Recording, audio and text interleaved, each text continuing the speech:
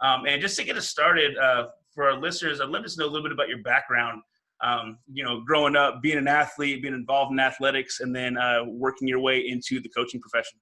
Yeah, well, I mean, it all started, I've got two older brothers who were athletes and running around the neighborhood and being the youngest, getting the crud beat out of me by my siblings and their friends, and just fell in love with the competitive side of things, and played three sports pretty much all through high school, minus 1 year, and went on to play 1 year of college football at Western Oregon. I was not the greatest athlete in the world, but enjoyed it. But what happened was, before my sophomore year at Western Oregon, I decided that I was going to help out with some camps and stuff at my old high school, David Douglas, and kind of got the coaching bug, and decided maybe this is what I wanted to do. So for the next 2 years of college, I was coaching at my alma mater, driving about 140 miles a day round trip to coach from Monmouth, Oregon up to Portland.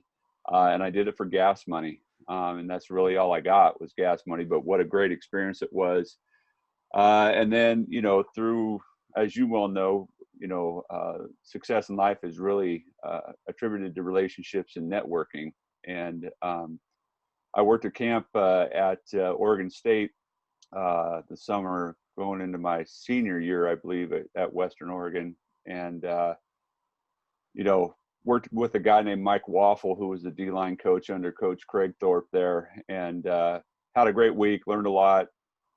Went away thinking nothing of it, and then about 4 weeks later, got a phone call out of the blue from Gary Beck, who's a legend in the state of Oregon. Mm-hmm. And he said, "Hey, I want you to come down and interview to be my offensive line coach." I was 21.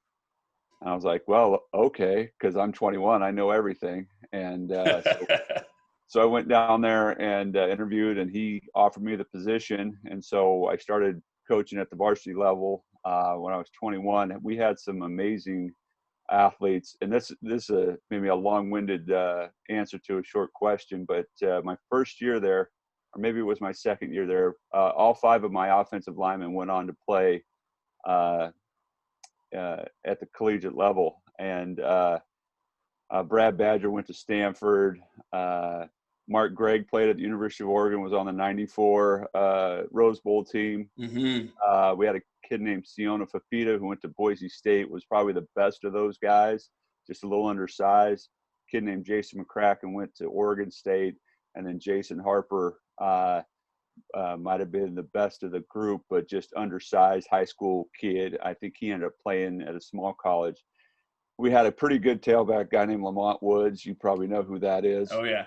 And because the offensive line coach knew his game inside and out at 21 years old, we went 5-4. So, sometimes you be careful what you wish for if you're the head coach of a program and take a chance on a guy. So anyway, I spent a few years at Corvallis, and then I moved to Idaho, to Emmett, Idaho, which is just northwest of Boise. I was there for a couple of years, did my student teaching, taught there a couple of years. Ended up being a finalist for the head job there when I was 25 or 26 and didn't get the job, and was really disappointed and, hurt and all that stuff. But the reality, I wasn't ready. Came back to Portland, back to my alma mater with Dan Wood at David Douglas, and was the offensive line coach there for 4 years. And then took a chance at the Wilson High School job in Portland, and told my wife, I just want to go through the process of interviewing. They'll never give me the job. I'm not ready, da-da-da-da. And lo and behold, they offered me the job. And so now all of a sudden you go into something that you think but you have no idea, right? And I'm sure you know that as well.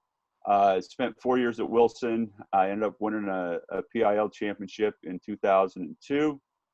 And then Central Catholic came calling, and I was raised Catholic, and I saw what educationally they stood for and the mission that they had. And I wanted that kind of selfishly for my kids, my two kids. And I knew if I made that move, it was a place where we could build a program, influence and impact the lives of the kids that are there and beyond. And again, from a selfish standpoint, I could have my kids go to school there and not break the bank, because, you know, as an employee there, you get a little bit of a discount. So, Yeah. and so 17 years later, we've had a fair amount of success, but it's certainly not of my doing solely. I mean, we've had phenomenal coaches, phenomenal families, and phenomenal players along the way. So